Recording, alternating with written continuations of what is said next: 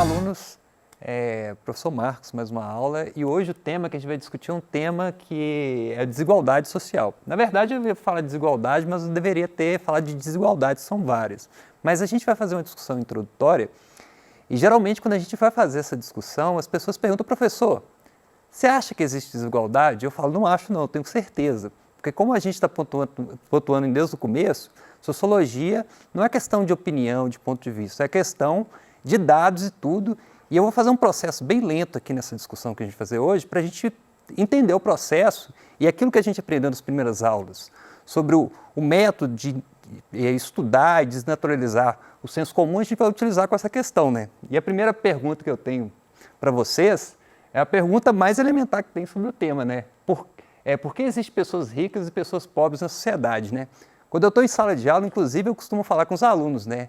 Essa é a pergunta para neném, né? Geralmente as crianças que ainda elas não estão habituadas e naturalizadas com o mundo que a gente vive, elas se perguntam, né? E, por exemplo, se eu tivesse um filho, como você responderia essa questão, né? E geralmente quando eu faço essa pergunta em sala de aula, aparece questões desse nível, né? Respostas desse nível, né? A pessoa primeiro fala assim, ó, a pessoa é rica porque trabalhou muito, que é um elemento que a gente pega e observa que não é possível produzir riqueza sem trabalho, né?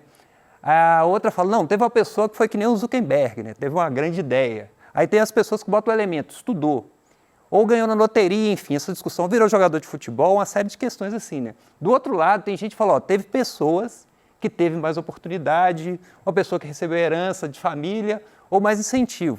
E se a gente pegar essa categoria e agrupar, a gente vai chegar naquela discussão que a gente fez da sociologia, né? Que a gente está desde o começo falando que tem uma divisão entre, dentro da sociologia tem algumas teorias, que eles dividem entre agência, que é a ação do indivíduo, e estrutura, que vai ser justamente a sociedade dá ou não dá essas possibilidades, né? E se a gente for observar, e eu estou pontuando desde o começo, que são as duas coisas interagindo, né? Não adianta nada a pessoa querer muito uma coisa se ela não vai ter possibilidades com essas questões, né? Por exemplo, eu tenho lá meus méritos de ter estudado, enfim, mas se eu não tivesse a escola pública, se eu não tivesse tido as oportunidades, o Estado, a sociedade estivesse organizando, eu não teria. A mesma coisa acontece, né? Que a pessoa pode ser talentosa do jeito que ela for, mas se ela não tiver as possibilidades, ela não vai ter, não vai conseguir acessar esses espaços, né?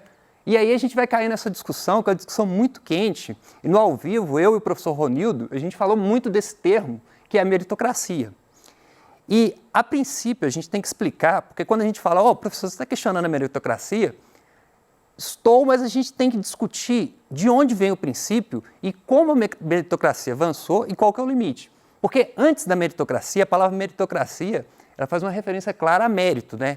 Que antes da meritocracia existia uma lógica de você ter pessoas que têm privilégio dentro da sociedade e outras não. Por exemplo, a pessoa, quando você fala da família real, e eu não estou questionando a família real aqui, mas o mérito do príncipe Charles foi ter nascido príncipe. Ele não precisou de fazer nada e desde o começo ele foi destinado a esse processo, né?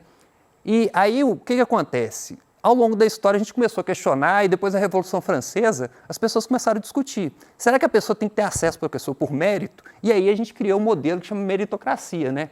E aí a lógica da meritocracia é o seguinte, que a pessoa ela vai acessar determinado espaço pelo próprio mérito dela. E a gente pode observar, por exemplo, um processo meritocrático é o próprio vestibular, ou o Enem, né? Que eu estou falando vestibular é da minha época. O Enem é um processo meritocrático que, a princípio, parece ser super justo, porque todo mundo faz a mesma prova e quem tirar os melhores pontos, ganhar a melhor nota, vai passar. Mas se a gente for discutir e aprofundar essa discussão, dessa que a gente chama na universidade de meritocracia pura, ela tem uma série de problemas. Porque o que acontece? Dessa discussão, e essa charge vai exemplificar muito bem isso, que a meritocracia ela trata de forma igual pessoas que tiveram oportunidades totalmente diferentes, né? E aí essa charge aqui ela vai exemplificar uma charge interessante que, para discutir essa questão da meritocracia, da desigualdade, já caiu em concurso, tem no livro didático e tudo, aí você vai pegar e o professor que está fazendo um teste, ele fala, para a seleção, para que a seleção seja justa, todos passarão por uma prova, subirão na árvore. Então a gente pode observar que tem alguns indivíduos aqui que estão muito mais adaptados a esse processo do que outros. Por exemplo, coitado do peixe, né? Como é que ele vai chegar? E aí a gente transpor isso para a nossa realidade, a gente vai observar isso, né? Que a sociedade ela dá uma série de oportunidades para as pessoas e não outras. Igual essa charge também, e é importante a gente dar uma analisada na charge, que pode ser que na prova do Enem caia essa charge. E essa charge diz muita coisa e a gente tem que aprender a ler ela, né? Primeiro, ela vai falar que tem pessoas que essa meritocracia, do jeito que ela é colocada, e como um jogo justo, não é, de fato acontece isso, porque tem uma pessoa que tem uma série de acessos, as outras não, e isso vai dificultar muito esse processo, né? E aqui essa charge é emblemática, porque ela vai pegar um homem branco e de meia idade, ele tem muito poucos obstáculos, né? Já uma mulher negra na sociedade, a gente vai observar que ela vai ter muitas dificuldades. E eu estou falando aqui de processo que a gente estuda, né? Porque uma série de questões que a gente vai discutir, ele vai deixar claro que, dentro da lógica das desigualdades, elas não se anulam, elas se sobrepõem, né? Uma coisa é não ter o capital econômico. Outra coisa é participar de uma minoria, fazer parte de uma minoria étnico-racial, que a gente percebe que o processo histórico, a sociedade não começou hoje e as desigualdades elas vêm se sobrepondo e a gente não tem processos efetivos para superar essa questão, né? Então, isso aqui vai reivindicar, para que de fato você tenha uma meritocracia, você tem que apresentar possibilidades iguais para as pessoas, né? E a gente percebe que a sociedade, ela dá muito mais possibilidades para alguns e a maioria não tem tantas possibilidades. E aí vem toda a discussão, né? A gente ter acesso, discutir sobre a política de cotas, enfim, uma série de questões que a gente problematiza essa ideia da meritocracia simples, né? Que a sociedade ela não começou ontem e tem pessoas que têm muito mais privilégios que a outra e é interessante pontuar isso, né? E essa outra charge também, que é interessante, também já caiu em processos de seleção, ele vai exemplificar uma questão que a sociologia põe muito em discussão, né? Em uma sociedade desigual, direitos iguais só perpetuam as desigualdades. O que a gente está querendo dizer? Que processos igual concurso, uma série de processos que selecionam pessoas para cargos mais elevados na sociedade, o que vai acontecer? Se eu permito uma competição justa, essa lógica da meritocracia, só determinados grupos vão acessar. Por exemplo, é muito mais fácil uma pessoa que já é filha de médico, por mais que ela tipo assim, nem tenha tanto aptidão com essa profissão, acessar o curso de medicina que uma pessoa, por exemplo, das classes populares. E como a gente resolve isso? É uma discussão. Então, essa charge ela vai exemplificar, né? O que é igualdade? É pegar e deixar a sociedade do jeito que está. E falar, não, é justo, a gente tem leis iguais, mas, assim, se as leis forem iguais para todo mundo, aquelas pessoas que têm uma série de privilégios vão continuar. Tanto que eu sou um exemplo, que eu tenho essa experiência, né, que quando eu entrei na UFMG, 80% dos alunos é da classe A e B, que a gente vai ver o que é isso ali agora. E a universidade, a UFMG é uma universidade pública. Então, na universidade pública, você tinha maior grupo de alunos que faz parte do menor grupo da população. Então, já a classe C, D e a E nem passava lá na porta, e aí a gente tem que discutir, né, por que só um grupo da sociedade tinha esses acessos. E aí, quando você vai falar de equidade, a gente vai pensar de um equilíbrio dentro da sociedade que vai dar mais atenção para as pessoas que mais necessitam dessa atenção, né? E aí isso vai ter uma lógica de equidade. E a gente vai ver daqui a pouquinho nos dados, né, que a gente vai estar falando aqui de coisas teóricas, mas eu quero apresentar essa parte de dados, né, da realidade. A realidade que a gente tem no Brasil é extremamente desigual, de concentração de renda, de recursos, de informação, e a Charge vai falar isso, e eu arrisco a dizer que a nossa realidade, infelizmente, ainda está assim, e evidencia a necessidade de intervenções no sentido de tentar deixar o jogo mais igual da sociedade, né? E aí, se a gente voltar e fazer a pergunta que eu também faço para os meus alunos, o Brasil é um país rico ou pobre? E aí, geralmente, as respostas vão estar muito ligadas ao universo que ele vive, né? Como eu trabalho em Ribeirão das Neves, na periferia de Ribeirão das Neves, geralmente as pessoas falam, não, professor, com certeza o Brasil é um país pobre, né? Mas, vamos observar e talvez esteja aí a resposta do que é desigualdade social, né? Se eu for olhar um dos indicadores, que é grana, dinheiro, que a gente chama o PIB, né, o Produto Interno Bruto, vamos observar aqui, entre os mais de 200 e tantos países que existem no mundo, se for pegar o país mais rico, vai ser os Estados Unidos, o segundo mais rico no ano de 2018 vai ser a China, terceiro o Japão, quarto a Alemanha, o quinto o Reino Unido, o sexto a França, o sétimo a Índia, o oitavo a Itália, e o Brasil é a nona economia do mundo. Então, nesse sentido, o Brasil é o nono país mais rico do mundo, entre os países mais ricos. Então, se o quesito for dinheiro, a gente tem que falar, o Brasil é um país extremamente rico. Vamos observar um outro quesito, esse outro aqui, e aí a gente já começa a complexificar a questão, porque a gente não está olhando só dinheiro, a gente vai olhar o índice de desenvolvimento humano. E aí o Brasil já cai muito, porque o IDH, além de olhar a questão econômica, ele vai olhar acesso à saúde e também acesso à educação.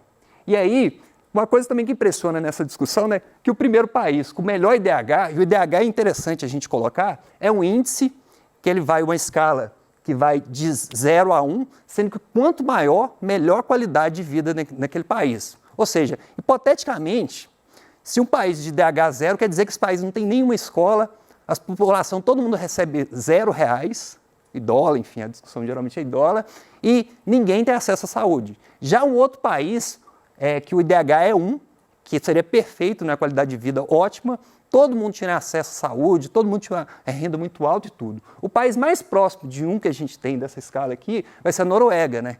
Que aí é até um exercício que eu faço com os alunos, que eu peço para eles assistir um vídeo de como é a vida na Noruega, que é o país que tem o melhor IDH do mundo, e como é a vida no Níger, né? Que é um país que tem o IDH mais baixo do mundo. E aí a gente vai ver que no mundo, no planeta, existe um abismo enorme. E nessa discussão, o Brasil ele está na posição 79. O IDH do Brasil é considerado alto, mas assim, tem uma série de coisas. E o Brasil está atrás, por exemplo, de vários vizinhos dele, bem atrás, por exemplo, da Argentina e do Chile.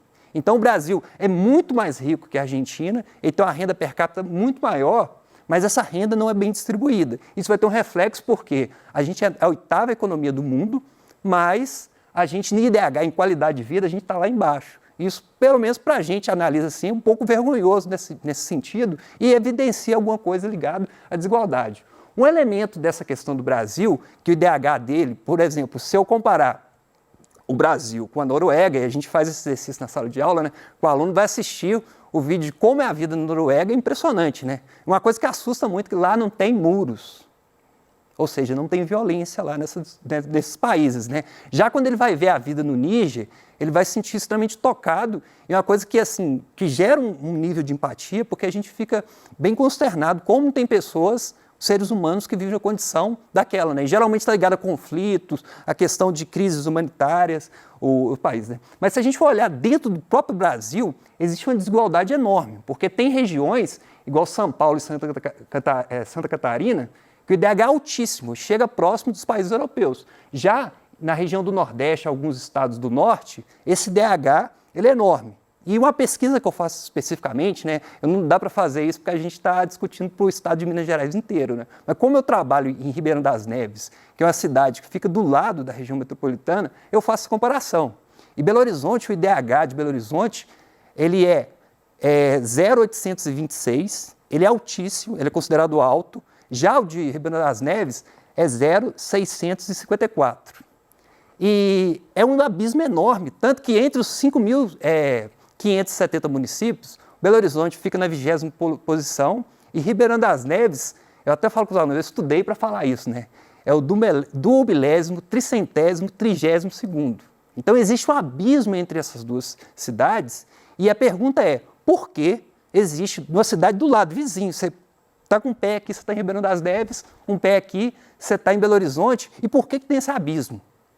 O que se explica? Será que é uma questão de mérito da população da cidade ou de outra? Ou será que tem políticas governamentais, tem interesse, tem lutas econômicas ali, né? A nossa discussão, geralmente, quando a gente faz, e eu pessoalmente estudo isso, vai mostrar, evidenciar isso, né? E aí a gente chama isso de desnaturalizar a pobreza, que geralmente as pessoas acham normal alguns cidadãos de algumas regiões ter muito mais acessos e direitos que a outra. E a gente está problematizando isso, e será que a culpa é só daquela população local, ou você tem políticas que estruturam isso, né? Então, observando isso aqui, mas um outro índice também, e aí esse índice, infelizmente, a gente também está muito na frente, que é um outro índice que ele mede desigualdade, ou seja, ele vai medir a distribuição de renda no mundo. E aí é o índice de Gini. E o Brasil, ele configura a lista perto de países como a África do Sul, Namíbia, Zâmbia, Lesoto, ou seja, o Brasil, ele fica atrás desses países que têm uma série de problemas estruturais, né? Então a questão da gente é que a gente tem um problema sério, né? E aí vai mostrar basicamente isso, né? Que o Brasil ele tem muita riqueza do lado de muita pobreza. Isso, basicamente, se a gente for definir o Brasil é um país rico, mas com muita pobreza. Que isso é a definição do que é desigualdade social, né? Essa foto é emblemática também e vai mostrar isso, né? E a gente tem muito próspero, aquela ideia de duas cidades muito prósperas, com muitas dificuldades, é isso, né? E se eu for perguntar, fazer essa pergunta, fugindo do senso comum, e perguntar para um especialista, igual se fizer a pergunta para o professor Ladislau, que é da PUC, e por que existem pessoas pobres, a resposta dele vai ser bem complexa. Ele vai falar, o nosso problema não resulta da falta de recursos, mas sim da falta de alocação. E ele vai mostrar aqui a produção de riqueza no mundo e vai mostrar como se essa riqueza fosse dividida de forma equânime. Por exemplo, o mundo ele produziu 439 trilhões de reais no ano passado. Se eu pegar e dividir por 7 bilhões de pessoas, cada pessoa teria 19 mil reais, que daria para viver, mais ou menos. A gente sempre fala que o melhor serviço seria acessar, por exemplo, o juiz, o salário de um juiz. E se você pegar tudo que o Brasil produziu, dividir a população, cada pessoa ia ficar com 11 mil reais. Então a gente tem riqueza, mas essa riqueza é muito mal distribuída, né? E ele vai falar que tanto concentrações de pobreza como concentração de riqueza é patológico para a sociedade, porque quando você concentra muita riqueza, as pessoas começam a tentar transformar esse capital econômico em capital político. E aí você tem a corrupção da política. Geralmente as pessoas ficam nessa disputa, né? Qual que é o pior, corrupção ou desigualdade? Na prática é a mesma coisa, porque quando a pessoa tem muito dinheiro, ela começa a interferir, ela começa a financiar campanhas políticas, e isso a gente chama de corrupção da política, né? Que a pessoa ela começa a trazer para o interesse próprio, né? E só para falar de desigualdade, a gente merece uma outra aula essa discussão, né? O Brasil tem essa questão de concentração de renda, uma hiperconcentração de renda, que a gente vai olhar essa pirâmide, ela mostra muito isso, né? A maioria das famílias brasileiras, a grande maioria, recebe até R$2.034, e você tem uma hiperconcentração, mas eu não concordo muito com esse gráfico, esse 1% aqui não é real. Se a gente for observar, aí eu peguei, não vou expor o nome de ninguém, isso é um dado da revista Forbes, né? Mas alguns têm problemas, né? Na justiça, eu não vou citar o nome de ninguém não, para a gente não ter problema, desses mega ricos. E geralmente, quando você fala de riqueza, geralmente você vai falar da pessoa que ele sonha de ganhar na loteria, né? Que geralmente a gente está discutindo 150 milhões e tudo. A pessoa mais rica do Brasil, que é o dono de um banco, ele tem 104 bilhões de reais. Então é a hiperconcentração de renda. E se você pegar essa lista aqui, a gente está falando de muito dinheiro. Quando a gente faz críticas sobre a hiperconcentração de renda, eu não estou falando da pessoa que ganha 1 milhão, 2 milhões, não. A gente está falando da pessoa que ela ganha 140 bilhões. Não dá para saber. Porque essa pessoa, tipo assim, é mais de 1000 vezes o prêmio da loteria. Que a pessoa concentra a renda. E por que concentra? Será que, de fato, não tem dispositivos que permite, por exemplo, o sistema tributário brasileiro, uma série de discussões que é necessário fazer, né? Aí você tem uma etapa aqui para finalizar, para terminar essa aula, para não dizer que eu não falei de flores, se a gente for observar, nos últimos anos, e a gente está agora no escuro porque não tem o censo de 2020, mas a gente analisando, o Brasil, por mais que ainda tenha muita desigualdade, teve mudanças. No meu passado, assim, como professor, eu ficava tentando explicar o que era a classe C e o que era a ascensão da classe C, né? Há uns 7, 8 anos atrás, quando a gente ia falar de desigualdade, a gente falava disso, né? Porque você teve mudanças reais, que a gente diminuiu essa parte menor, que a gente chama de classe E, e aumentou o que a gente chama de classe C, né? E a gente foi observado. E um medo que a gente tem, inclusive essa questão do coronavírus, com a questão do desemprego, é justamente as pessoas que tinham ido para a classe C, porque tinha alguns acessos, o filho dele começou a estudar, começou uma série de coisas que ele atendeu, ele voltar. Porque quando eu perco o emprego, e aí, por exemplo, num grupo familiar, o esposo e a esposa trabalham, um dos dois perde o emprego, ele sai da classe C e vem para a classe D, que é uma questão também que tem que ser analisada nas provas, né? E, no mais, gente, a discussão é essa, é uma discussão longa. Eu recomendo muito, que eu acho que essa conversa nossa aqui é bem rápida, e ela só serviria e faria sentido se ela motivasse a leitura do PET, que é o material que a gente está disponibilizando. No PET tem muito mais amplo essa discussão, e essa apresentação minha foi só introdutória. No mais, muito obrigado, até a próxima.